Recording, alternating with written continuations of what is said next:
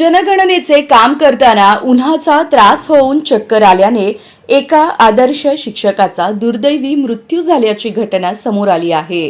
राजाराम दामोदर ढोले वय 49 राहणार ढोलेमळा सांगोला असं मृत शिक्षकाचं नाव आहे।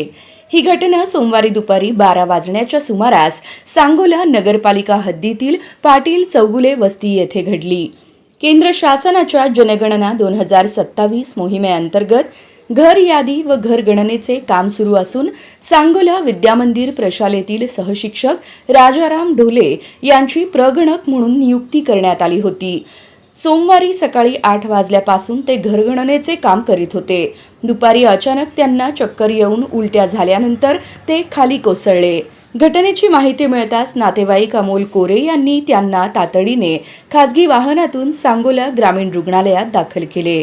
मात्र डॉक्टरांनी तपासणीअंती उपचारापूर्वीच त्यांचा मृत्यू झाल्याचं घोषित केलं।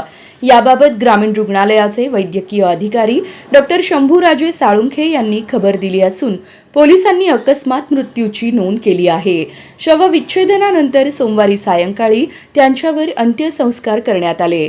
त्यांच्या पश्चात पत्नी, मुलगी व 2 भाऊ असा परिवार आहे।